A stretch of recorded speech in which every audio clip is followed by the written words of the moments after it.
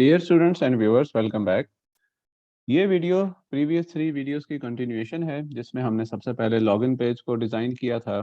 फिर उसके बाद टेक्स्ट फील्ड से इनपुट कैसे रीड करते हैं टेक्स्ट एडिटिंग कंट्रोल के थ्रू, वो हमने सीखा था। और फिर हमने उस इनपुट को वैलिडेट किया था with the help of form validation और यूजिंग दिस ग्लोबल की।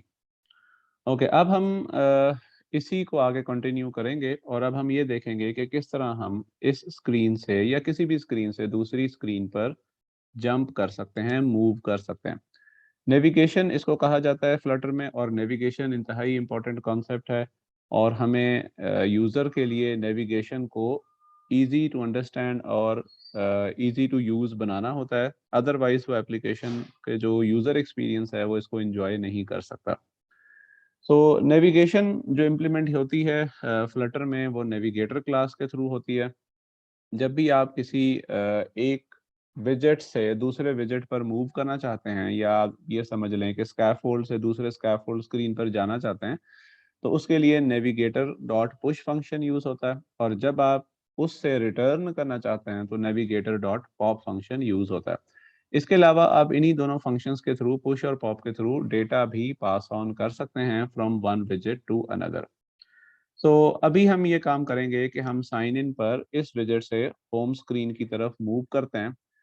अभी तक ये काम किया था हमने कि साइन इन के बटन पर ये साइन इन फंक्शन कॉल होता है, और उस पर वैलिडेशन को वेरीफाई करने के बाद कि ये टेक्स्ट फील्ड्स में कुछ ना कुछ डेटा एंटर्ड है, उसके बाद फिर हम ये जंप करेंगे एक दूसरी स्क्रीन पर। यूजर नेम और पासवर्ड वो वेरिएबल्स हैं जिसके अंदर इन दोनों टेक्स्ट फील्ड से डेटा रिसीव हो चुका है। सबसे पहले जो हमें काम ये करना है कि हमें इस प्रोजेक्ट में एक और स्क्रीन ऐड करनी है। तो हम उसका नाम हम रख लेते हैं, let's say dashboard dot dart. और इसमें हम बेसिक सा एक स्कैफोल्ड बना लेते हैं फॉर द टाइम बीइंग, और इसको हम नाम दे लेते हैं डैशबोर्ड एक्सटेंड्स स्टेटफुल विजेट। इस कोड से अब आप फेमिलियर हैं। Underscore dashboard state x tends state, और इसमें हम ये डैशबोर्ड क्लास को जेनेरिक के तौर पे ऐड करेंगे। अब हम इनको लिंक करेंगे। State dashboard create state underscore dashboard. तो ये हमने लिंक एस्टेब्लिश कर लिया। यहाँ हम बिल्ड के फंक्शन को ओवरराइड करेंगे, बिल्ड कॉन्टेक्स्ट। ओके, और यहाँ हम स्कैफोल्ड का ऑब्जेक्ट बनाकर उससे रिटर्न करते हैं, और एक सिंपल सी ऐप बार हम यहाँ ऐड कर लेते हैं, जिसका टाइटल हम सेट करेंगे with the help of text.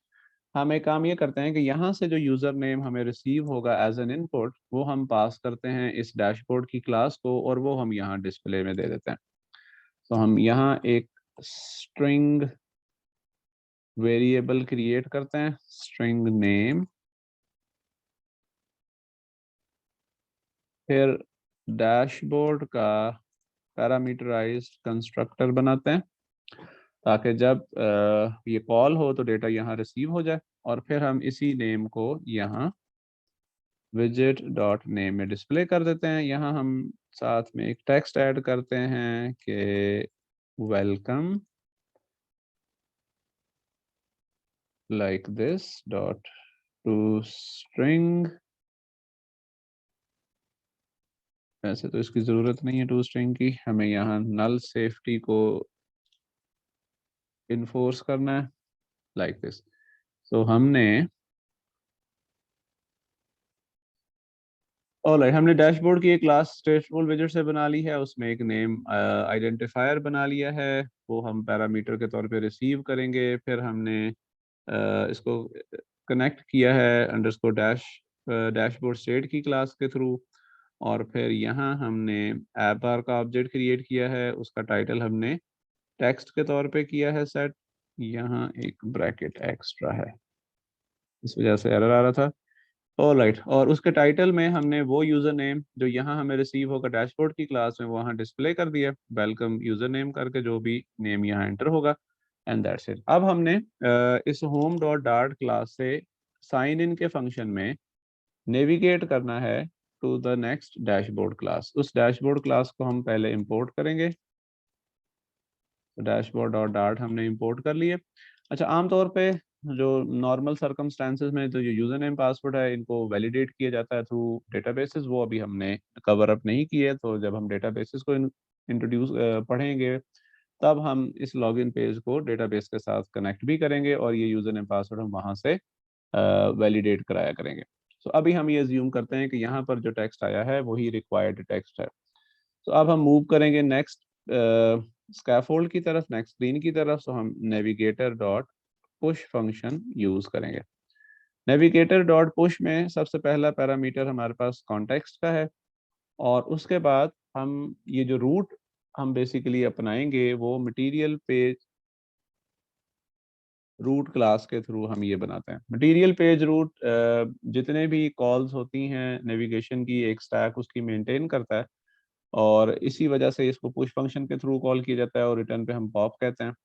सो हम अब यहाँ पर बिल्डर प्रॉपर्टी को यूज करते हुए ये बताएंगे कि हम किस तरफ या किस स्क्रीन की तरफ बेसिकली जंप करना चाहते हैं। तो ये हमारे पास पैरामीटराइज्ड एनोनिमस फंक्शन है जिसमें कॉन्टेक्स्ट पास होता है जो कि पेरेंट का यानी कॉलर का कॉन्टेक्स्ट होता है। यहाँ से अब हम कॉल भेजेंगे डैशबोर्ड की क्लास को, और जो यूजर नेम हमें यहाँ रिसीव हुआ है वो यहाँ एज अ पैरामीटर पास कर दिया जाएगा, लाइक दिस। तो ये देखें, हमने ना सिर्फ ये कि कॉल को जनरेट किया है, डिफाइन किया है नेविगेटर और पुश के थ्रू, बल्कि हमने यहाँ से डेटा भी पास कर दिया है दूसरी क्लास की तरफ। सो अब आप डेटा पास करना भी सीख गए होंगे कि किस तरह एक विजिट से, एक स्कैफोल्ड विजिट से दूसरे स्कैफोल्ड विजिट की तरफ, एक स्क्रीन से दूसरी स्क्रीन की तरफ किस तरह हम डेटा पास कर सकते हैं। हम चूंकि क्लास का कंस्ट्रक्टर कॉल करते हैं तो हम बआसानी ऑब्जेक्ट्स बनाकर उसके कंस्ट्रक्टर के पैरामीटर्स के तौर पे सेंड कर सकते हैं दूसरी स्क्रीन पर। तो अब ये कॉल हमने इम्प्लीमेंट कर ली है। अब हम इसको सेव करते हैं और फिर यहाँ इसको टेस्ट करते हैं। तो यहाँ मैं यूज़र नेम लेट से बिलाल एंटर करता हूँ, सही से एंटर नहीं हुआ, और यहाँ हम लेट से कुछ भी टेस्ट पासवर्ड एंटर करते हैं। उसके बाद साइन इन मैं क्लिक करता हूँ। सो ये देखें, नेक्स्ट विजिट पे हम नेविगेट कर गए और वहाँ पे लिखा आ रहा है वेलकम बिलाल। जो हमने स्ट्रिंग वहाँ से भेजी थी वही यहाँ पर हमें नज़र आ रही है। सो अब हम बेसिकली इस डैशबोर्ड क्लास में एंटर हो चुके हैं। यहाँ पर जो एक स्ट्रेट अवे प्रॉब्लम हमें नज़र वो ये आ रहा है कि यहाँ पर देखें बैक की हमारे पास बैक ऑप्शन है। इस ऑप्शन को हमें डेफिनेटली ख़त्म करना चाहिए, क्योंकि अगर ये नहीं होगा तो बगैर लॉग आउट के ही हम बैक जाएंगे तो हमें दोबारा से वही स्क्रीन नज़र आएगी, ये देखें। और यहाँ पर एक प्रॉब्लम ये है कि जब हम बैक आए हैं या जब लॉग आउट किया करेंगे तो ये फील्ड्स क्लियर हो जानी चाहिए। तो सबसे पहले तो इन फील्ड्स को क्लियर करना सीख लेते हैं। जब आप इनपुट रिसीव कर लें तो उसके बाद हम कंट्रोलर ऑब्जेक्ट्स पर ही क्लियर का फंक्शन कॉल करके टेक्स्ट फील्ड्स को क्लियर कर सकते हैं, लाइक दिस। इसको मैंने अब सेव किया है। ओके, अब हम साइन इन करते हैं। ये देखें, अब हम नए स्कैफोल्ड यानी नई स्क्रीन पे आ गए हैं। वापस जाएंगे तो देखें वहाँ पर वो जो यूजर नेम पासवर्ड एंटर किया था वो क्लियर हो चुका है। सो कंट्रोलर यानी टेक्स्ट एडिटिंग कंट्रोलर के जो ऑब्जेक्ट्स हैं उन पर क्लियर फंक्शन कॉल करके हम रिलेटेड टेक्स्ट फील्ड्स को क्लियर कर सकते हैं। एक दफ़ा फिर से हम इसको लॉगिन कर लेते हैं। ऑलराइट, अब हम यहाँ दूसरी स्क्रीन पर आ गए हैं। इसमें हमें सबसे पहले ये बैक का ऑप्शन ख़त्म करना है, बैक का बटन, ताकि जब तक यूज़र प्रॉपरली लॉग आउट ना करे तब तक इससे हम वापस लॉगिन स्क्रीन की तरफ ना मूव कर सकें। तो सबसे पहले हमें क्या करना है, हमें इस बैक को बटन को ख़त्म करने के लिए ऐप बार की प्रॉपर्टी है ऑटोमेटिकली इम्प्लॉय लीडिंग, इसको हम कर देंगे फॉल्स। ये देखें, फॉल्स करने से क्या हुआ, फॉल्स करने से वो बैक का जो बटन ऑटोमेटिकली ऐप बार में आ चुका था वो अब ख़त्म हो चुका है। ओके, यहाँ पर हमारे पास स्पेलिंग मिस्टेक है। फिलहाल इसको इनेबल करते हैं, वापस जाते हैं, यहाँ से हम सही सा नाम लिख के आते हैं आगे।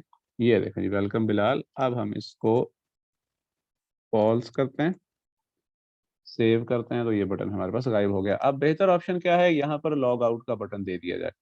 सो लॉग आउट का बटन ऐड करने के लिए ऐप बार की ही प्रॉपर्टी है एक्शंस की, वो हम यूज करते हैं। आप ऐप बार की वीडियो से देख सकते हैं कि ये क्या हो, कैसे हम इसको यूज करते हैं। ऑलराइट, इसमें हम ऐड करेंगे एक अदद आइकॉन बटन, और इसका ऑन प्रेस्ड इवेंट अभी हम छोड़ेंगे खाली, और इसका जो आइकॉन प्रॉपर्टी है वहां हम लॉग आउट का आइकॉन ऐड करेंगे। इसको हम करेंगे सेव।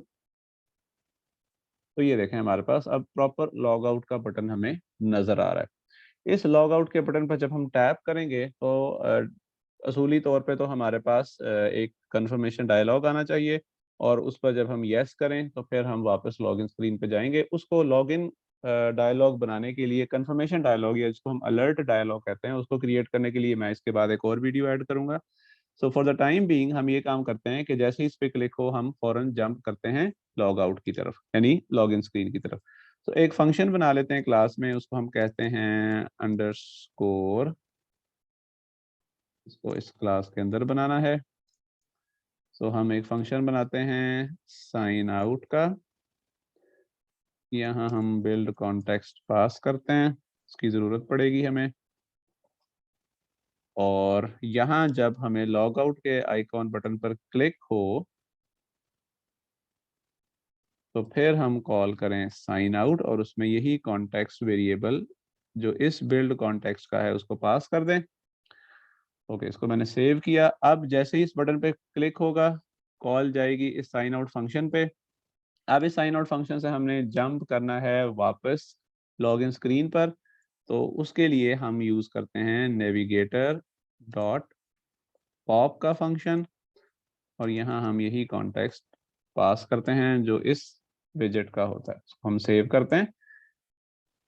अब मैं लॉग आउट के बटन पे क्लिक करता हूं तो ये देखें हम वापस रिटर्न कर गए लॉगिन स्क्रीन की तरफ। तो स्टूडेंट्स, आई होप कि ये आपको नेविगेशन का जो बेसिक कॉन्सेप्ट है ये आपको समझ आया होगा। नेविगेशन पर मजीद भी वीडियोस बनाएंगे अगर ज़रूरत पड़ी, लेकिन फ़िलहाल आप इस नेविगेशन के कॉन्सेप्ट को, ये इतने से कोड को यूज़ करते हुए पूरी ऐप के अंदर नेविगेशन बिल्ड कर सकते हैं। तो देखें हमने पुश के थ्रू जंप किया है डैशबोर्ड की क्लास की तरफ, और वहां से हमने नेविगेटर डॉट पॉप फंक्शन के थ्रू कॉल रिटर्न की है कॉलर की तरफ जो कि थी होम स्क्रीन। यहाँ से डेटा भेजना हो तो हम कंस्ट्रक्टर के थ्रू भी भेज सकते हैं, और वहां से जब हम रिटर्न करते हैं कॉल वहां से भी डेटा भेजा जा सकता है इसका सेकंड आर्गुमेंट बनाते हुए, क्योंकि आगे नेम्ड ऑप्शनल पैरामीटर्स हैं। यहाँ से हम कोई सा भी ऑब्जेक्ट रिटर्न करें तो वो यहाँ पर हम रिसीव कर सकते हैं पुश फंक्शन की कॉल के अगेंस्ट। इसको भी हम क्विकली इम्प्लीमेंट कर लेते हैं ताकि आपको डेटा भेजना आ गया है तो रिसीव करना भी आ जाए। यहाँ से जब कॉल रिटर्न होती है तो हम यहाँ से एक स्ट्रिंग भेज देते हैं साइन आउट। इसको मैं करता हूँ सेव। अब ये पॉप फंक्शन जब कॉल को रिटर्न करेगा कॉलर की तरफ तो एक स्ट्रिंग भेज रहा है। अब स्ट्रिंग यहाँ जो हमने रिसीव करनी है वो अवेटेड कॉल के थ्रू होती है। सो हम यहाँ पे string response equals await. Await उनका ये पता नहीं है कि कब कॉल रिटर्न होगी, इसलिए अवेटेड फंक्शन कॉल है। जब आप अवेटेड कॉल करते हैं तो जिस फंक्शन के अंदर वो होती है उसको हमें एसिंक्रोनस डिक्लेयर करना पड़ता है। अब आप ये देखें कि जब लॉग आउट पर यहाँ से कॉल रिटर्न होगी वहां से साइन आउट की स्ट्रिंग वापस आएगी। ये हमें नेविगेशन को इम्प्लीमेंट करने में अक्सर स्ट्रिंग्स को पास ऑन करना पड़ता है जब हमें डबल पॉप करना हो, डबल मतलब हमें स्क्रीन को जंप करना हो। यहाँ पे वो फिर रिस्पॉन्स में सेव हो जाएगी। मैं इसको यहाँ पर टेस्टिंग के लिए सिर्फ प्रिंट कर लेता हूँ ताकि आपको ये क्लियर हो कि ये कैसे कॉल्स बन रही हैं। ओके, अब हम लॉग इन करते हैं। ठीक है जी, ये मैंने लॉग इन किया। हम जंप कर गए डैशबोर्ड की तरफ। यहाँ से अब मैं लॉग आउट करता हूँ। ठीक है, जब लॉग आउट करूंगा तो कॉल ना सिर्फ रिटर्न होगी बल्कि एक रिस्पॉन्स भी साइन आउट का जनरेट होगा। तो देखें यहाँ पर वो प्रिंट हो गया। हम लॉगिन स्क्रीन पे भी आ गए और एक स्ट्रिंग भी रिटर्न की जो कि यहाँ रिस्पॉन्स के वेरिएबल में रिसीव हुई, और वही हमने फिर प्रिंट कर लिया रिस्पॉन्स वेरिएबल। तो हमें देखें ये स्ट्रिंग नज़र आ रही है। ये सिर्फ इसलिए मैंने डिस्प्ले की है ताकि आपको पता चले कि कॉल रियली डेफिनेटली स्ट्रिंग यहाँ पर आ रही है और सेव हो रही है। इसको आप आगे कंडीशंस में या डिफरेंट पर्पस के लिए फर्दर नेविगेशन रिटर्न करने के लिए यूज कर सकते हैं। तो स्टूडेंट्स, आई होप कि इस वीडियो से आपको नेविगेशन इंप्लीमेंट करनी आ गई होगी, किस तरह हम एक विजिट से दूसरे विजिट पे मूव करते हैं, कैसे वहां से रिटर्न करते हैं। इस नेक्स्ट वीडियो में हम इस लॉग आउट स्क्रीन पर कंफर्मेशन डायलॉग ऐड करेंगे ताकि लॉग आउट विदाउट कंफर्मेशन ना हो। So till the next video, stay tuned.